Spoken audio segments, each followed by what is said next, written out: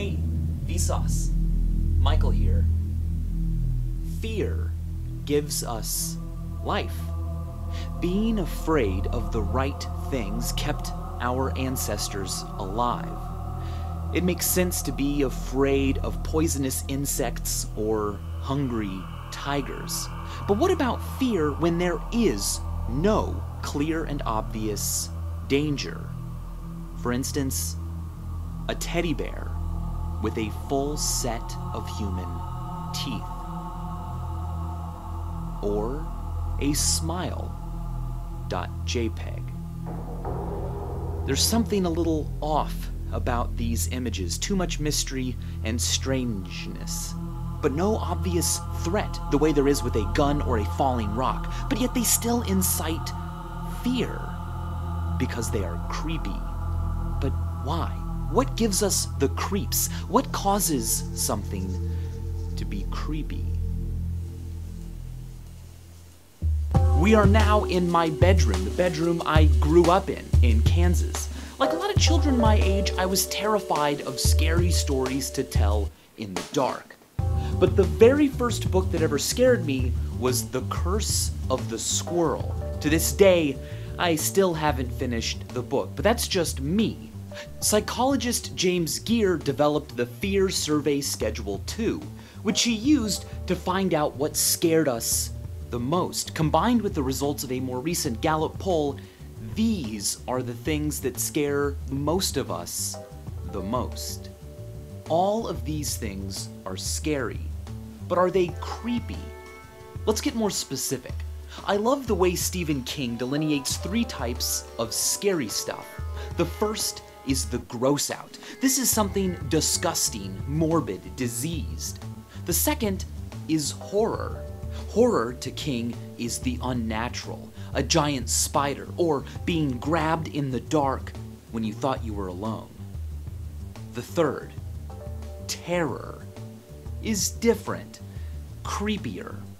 He says terror is coming home to find that everything that you own has been replaced with an exact copy. Terror is feeling something behind you, its breath on your neck, knowing that you will be grabbed, but then turning around to find that there was never anything there in the first place. Not a lot of research has been done on that feeling, the creeps, but many theories and ideas involve vagueness, ambiguity. For instance, masks and why clowns are creepy. Claude Lévi-Strauss wrote that the facial disguise temporarily eliminates from social intercourse the part of the body which reveals personal feelings and attitudes.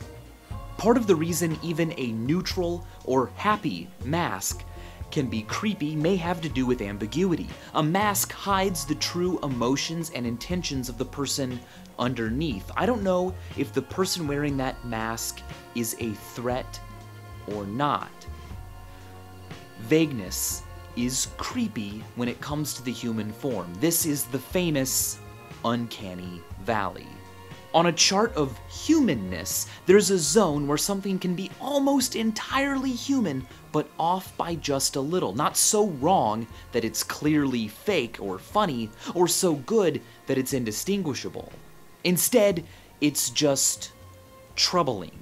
The creepiness of the uncanny valley is wonderfully demonstrated by John Bergeron's Singing Androids. Watch these videos when you're alone.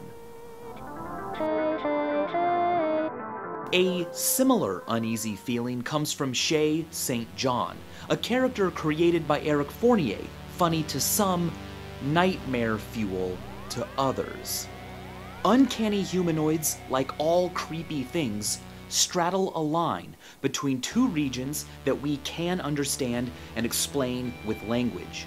Francis T. McAndrew and Sarah Kohnke describe being creeped out as an adaptive human response to the ambiguity of threats from others. Creepy things are kind of a threat, maybe, but they're also kind of not. So our brains don't know what to do. Some parts respond with fear, while other parts don't. and they don't know why. So instead of achieving a typical fear response, horror, we simply feel uneasy, terror, creeped out. Between the mountains of safety and danger, there is a valley of creepiness, where the limits of our knowledge and trust and security aren't very clear. Will looking at this cause you to die 1 week later? Impossible, right? Maybe that's the terror of ambiguity. We don't do well with ambiguity. When it involves our own intentions, it can make us lie. And when it involves danger, but no recognizable threat, it can make us think and feel some pretty weird things. Have you ever peered over a ledge, a railing, way high up, like so high up it made you nervous and dizzy, and felt something pushing you? Maybe even an urge to jump. Have you ever stood on a ledge with a loved one and realized that you could push them? It would be that easy. You really could do it. And maybe you do want to do it, or maybe it's just cognitive dissonance. The fact that your brain is having to deal with ambiguity. A recent study by Jennifer Hames at Florida State University dubbed this the high place phenomenon. When approaching a ledge and a dangerous drop, your survival instinct kicks in and you pull yourself away. But your balance and motor systems don't get it. Nothing is pushing you, and you don't normally fall or leap randomly. So what's going on? The part of your brain that processes intention might resolve this by determining that something must be pushing you, or that you might actually want to jump or push your friend, even if none of that is true. Now, we're not done with ambiguity yet, because our language reflects the gray area of terror and creepiness. Take a look at the word terror itself.